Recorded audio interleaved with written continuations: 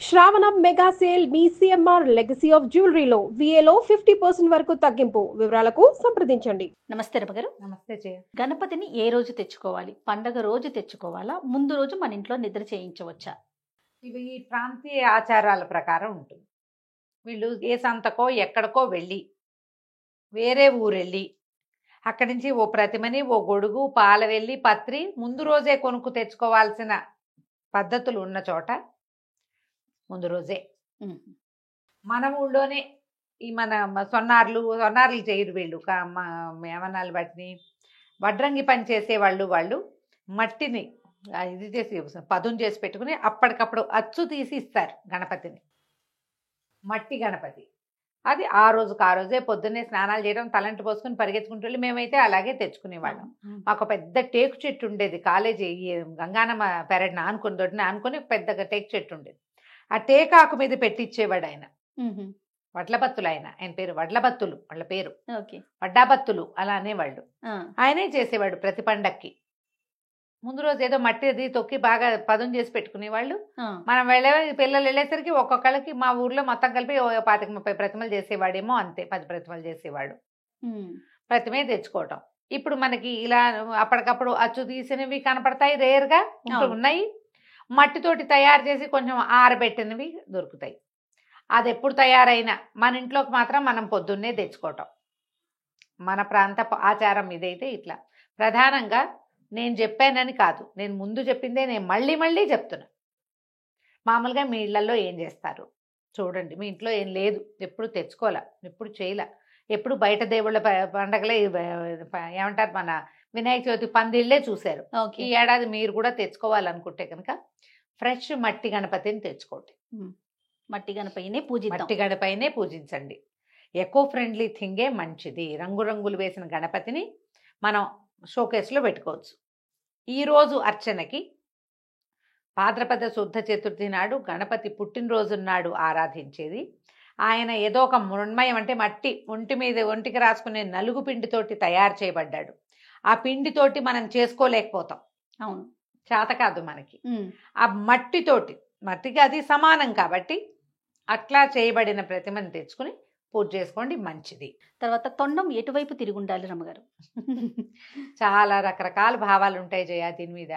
ఏనుగు ముఖం కలిగిన వాడు అయ్యవారు కదా.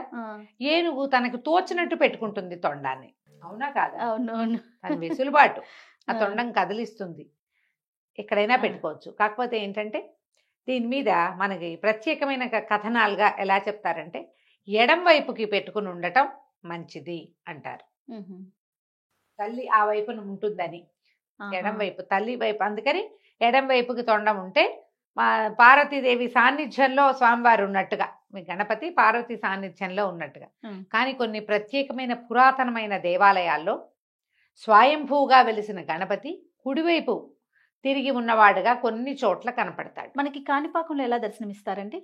కాణిపాకం నాకు పెద్దగా జ్ఞాపకం లేదు జయ. కానీ బిక్కబోలు గణపతి మాత్రం లక్ష్మీ గణపతి కుడివైపుకు ఉంది తొండం.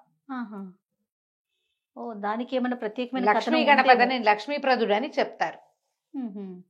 మనం ఎటు పెట్టుకున్నా మనకి గణపతి అన్ని రకాల ఐశ్వర్యాలు కలిగిస్తాడు, అంతే. ఎందుకంటే గణపతి ఉండేది ప్రత్యేకంగా మూలాధార చక్రంలో ఉంటాడు. మూలాధార చక్రం ఎక్కడుంది చెప్పు ప్రపంచంలో? మానవ శరీరంలో బేస్ మొట్టమొదటి చక్రం మూలాధార చక్ర స్థితుడుగా ఉంటాడు. గణపతి ఆరాధన గనక ఎక్కువ చేస్తే బ్యాలెన్స్ వస్తుంది మనుషులకి. ఈ మూలాధార చక్ర స్థితుడుగానే ఉన్నాడు ఆయన. త్రికోణంలో ఉన్నాడని చెప్తారు, ఒక త్రికోణ స్థానంలో ఉంటాడు అని. ఎప్పుడైతే మనం గణపతి ఆరాధన చేస్తామో, గణపతి ఆరాధనకి సాధారణ నియమం ఏమిటి? గుంజీలు తీయటం. అవును, గుంజీలు తీస్తే మీకు బ్యాలెన్స్ వస్తుంది, బాడీకి బుద్ధికి కూడాను. ఈ ఆరాధన క్రమం సజావుగా మన నమ్మకంతో వెళ్తే మనము ఈ చక్రభేదనం చేయటము అవన్నీ పెద్ద స్థితులు. అవును అవును. మోక్షానికి వెళ్ళాలంటే మానవుడు చక్రభేదనం చేసి వెళ్ళగలుగుతాడని చెప్పబడుతుంది. ఈ చక్రాల్లో మొట్టమొదటిది ఏమిటి? మూలాధార చక్రం. అక్కడే దానికి కింద మూలాధార చక్రానికి కిందే మనకి కుండలిని శక్తి ఉన్నదని, ఆ శక్తి కదిలినప్పుడు మొట్టమొదట మూలాధార చక్ర భేదనం జరుగుతుందని చెప్తారు. ఓకే. ఈ మూలాధారంలో ఉండటం వల్ల గణపతిని మీరు ఏ రూపంలో అయినా ఆరాధన ముఖ్యము. కుడివైపు తిరిగి ఉన్నా, ఎడం వైపుకి తిరిగి ఉన్నా కూడాను. ఓకే. ఇక దంతం విషయం ఏంటి రమ్మగారు? అంటే మనం ఏకదంతం అనుకుంటాం కదా, అలా ఉన్న ప్రతిమే పెట్టుకోవాలా? మీకు వినాయక ప్రతిమలు ఎప్పుడూ ఏకదంతుడుగానే చేస్తారు. వినాయకుడు అంటేనే ఏకదంతుడు. రెండో దంతం ఆయన తీసి ప్రయోగించాడని కదా చెప్తారు. ముష్కాసుడి మీద ప్రయోగించాడు. ప్రయోగించిన తర్వాత ఆయన ఇలా పూజార్హత పొందాడు.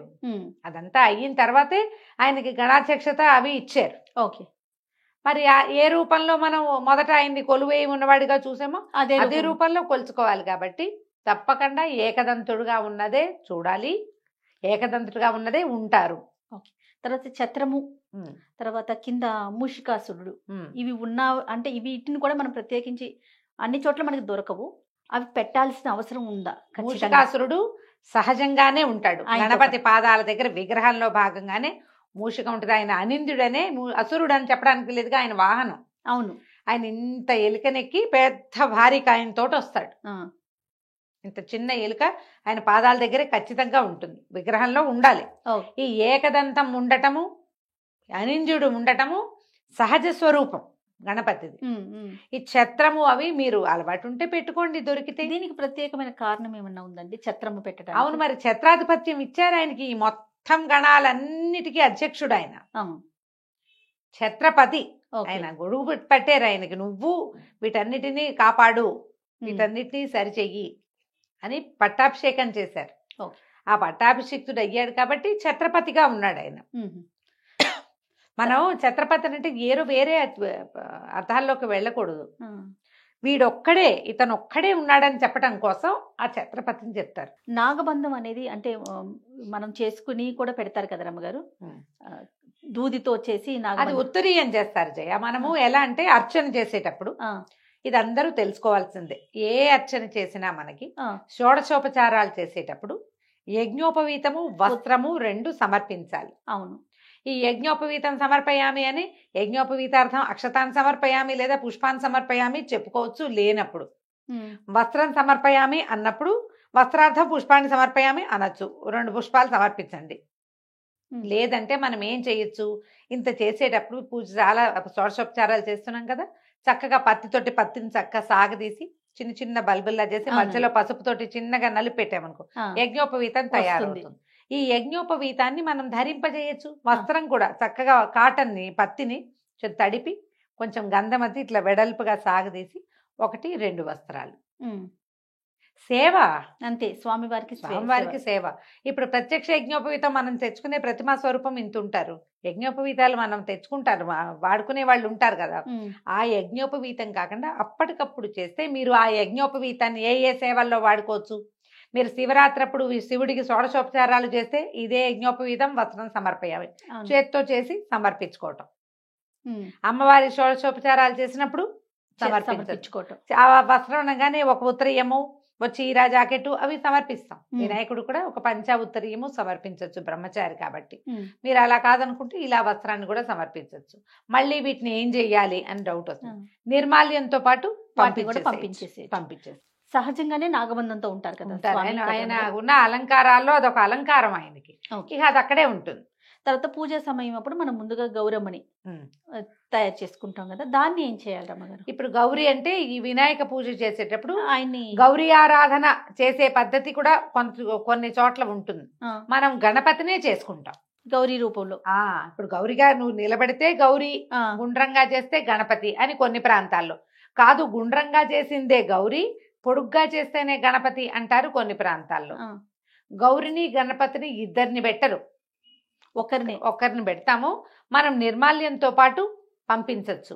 లేదా ఈ హరిద్రా గణపతిని తులసి చెట్లోనో ఏదైనా మన ఇంట్లోనే మొక్కల్లో పెట్టుకుని, కొద్ది చోట్ల నేను గమనించింది ఏంటంటే ఒంటికి రాసుకోండి, స్నానం చేయండి అని చెప్తారు. ఈ పూజ చేసిన గణపతిని పూజ చేశాక మన ఒంటి మీద నుంచి ఈ బాత్రూమ్ మోరీల్లోకి పంపించడం అనేది ఏమంత అనిపించలేదు, నచ్చలేదు నాకు, వద్దనిపించింది. నేనేం చేస్తాను, నేను చేస్తే పని చెప్తాను. ఈ గణపతిని తులసి చెట్లు అంటే పూజ చేసే తులసిలో పెట్టను, పూజించే తులసి కాదు, ఇంకా తులసి మొక్కలు 3-4 కుండీలను ఆ కుండీలో పెట్టేట ఒక చిటిక తీసి సూత్రాలకి రాసుకుంటాను నేను. సూత్రాలకి పసుపు తాడు ఉండే పద్ధతి ఉంటుంది కదా, కొన్ని అవును. చోట్ల రాగి తీగలు చుట్టించేస్తారు. పసుపు తాడు ఉంటుంది గొలుసుకి, కింద పసుపు తాడికే సూత్రాలు ఉంటాయి. అవును అవును ఒక చిటికెడు రాసుకుని తతిమా గణపతిని మొక్కల్లో పెడతారు, నిదానంగా మట్టిలో కలిసిపోతారు. అవును. అంతే. ఇక అక్షింతల్ని మనము సాయంత్రం ఒకవేళ ఉమ్. చంద్రుడిని చూస్తే గనక నీలాప నిందలు పడకుండా మనం తల మీద వేసుకుంటాం. ఇంకా మిగిలిన అక్షింతల్ని మనం ఏం చేయాలి రమ్మగారు? అంటే పూజ చేసేటప్పుడు మనం అక్షతలు కలిపి పెట్టుకుంటాం. అవును. పసుపు, కుంకుమ, గంధము, అక్షతలు అన్ని తయారు చేసి పెట్టుకుంటామా. పూజ దగ్గర పెట్టినవి పూజక్షింతలుగా మీరు భావించద్దు. ఇది కాదు పద్ధతి. అవి మళ్ళీ పక్కన పెట్టుకుని మీరు తర్వాత పూజల్లో వాడేసుకోవచ్చు వాటిని. ఓహో. ఏవి కథాక్షతలుగా చెప్పబడతాయి ఎప్పుడు కూడా మనం చేతిలోకి తీసుకుని పట్టుకుంటాం కదా. అవును. పట్టుకుని శ్రద్ధగా కథ వింటాం. విన్నప్పుడు ఆ కథాశ్రవణం వల్ల మన చెవులతోటి వింటాం, చేతులతోటి పట్టుకుంటాం. ఈ అక్షతలకి ఈ కథాగౌరవం లభిస్తుంది. గిన్నెలో ఉన్నవి కాదు, మన చేతిలో ఉన్నవి. ఇది లెక్క. ఏదైనా సరే ఇప్పుడు మనం అమ్మవారికి కుంకుమార్చన చేస్తాం, మామూలుగా చేసుకుంటామా. ఒక చిటికెడు కుంకుమ పట్టుకుని మొత్తం నామాలు అయ్యాక వేస్తాం. అన్ని నామాలకి ఒక చిటికే వేసినా సరిపోతుంది. అవును. నువ్వు నోటితో నామం చదువుతూ కుంకుమ గనక పట్టుకుంటే నీ భక్తి, ఆ గౌరవం ఈ కుంకానికి లభిస్తుంది. ఇది లెక్క. ఏ కథా మీరు కథాశ్రవణం చేసినా వరలక్ష్మి వ్రతం కానీ, మంగళగౌరి వ్రతం కానీ, ఇది కానీ, నాగుల చవితి కానీ అక్షతలు చేతిలో ఉండాలి. ఇప్పుడు మీరు గమనించండి, దేవాలయాలకు వెళ్తారు, మంత్రపుష్పం చదువుతారు. మంత్రపుష్పం చదివి దాదాపు మొదలు పెడతారు. అక్కడ అందరికీ పువ్వులు ఇస్తారు. మనమంతా పువ్వులు ఇలా పట్టుకుంటాం, శ్రద్ధగా వింటాం. ఆ మంత్రపుష్పం అయ్యాక మళ్ళీ అయ్యగారు వచ్చి పళ్ళెను పువ్వులు తీసుకుని మనం పట్టుకున్న పువ్వుల్ని స్వామికి సమర్పిస్తారు. ఎలా జరిగింది అది? మన శ్రద్ధ, మన చేతిలోనే ఆ వస్తువు ఉండటం, ఈ రెండు కలుస్తాయి కదా, మనం అలైన్డ్గా అవుతాం. మన చెయ్యి అలైన్డ్గా అవుతాయి. అప్పుడు ఏంటి, మన శ్రద్ధ ఈ పువ్వులోకి వెళ్తుంది. అవునా? ఇదే విధానం ఈ కథాక్షంతలకు కూడా అంతే. మీరు కథ చెప్పే పిల్లలకు కూడా అందరికీ చేతికి అక్షతలు ఇచ్చి కూర్చోబెట్టండి. ఆ అక్షంతలు అక్కడ ఇక్కడ వేయకూడదు, అవి పుచ్చుకుని వెళ్ళిపోకూడదు, అవి అక్కడ ఇక్కడ పెట్టకూడదు. శ్రద్ధ కోసం నిన్ను కూర్చోబెట్టడానికి నువ్వు కథ విని ఆ కథాక్షతలని స్వామివారి మీదకి కొన్ని వేసి తర్వాత తతిమావి వేసుకోవటం. మేమైతే 6 నెలల పైనే ఉంచుకుంటాం జయ. వినాయక చవితి అక్షతలు ఒక డబ్బాలో పోసి పక్కన పెడతాం. ఏదైనా ముఖ్యమైన పనుల మీద వెళ్ళేటప్పుడు ఓ మాట దండం పెట్టుకుని 2 అక్షంతలు తీసి నెత్తి మీద వేసుకుంటాం. సాయంకాలం మధ్యాహ్నం ఎవరైనా వచ్చారనుకో వాళ్ళకు కూడా కథాక్షతలు వేస్తాం. అందుకని ఈ చంద్రుడి నీలాప నిందల భయము మనకి ఉదయమే తీరిపోతుంది.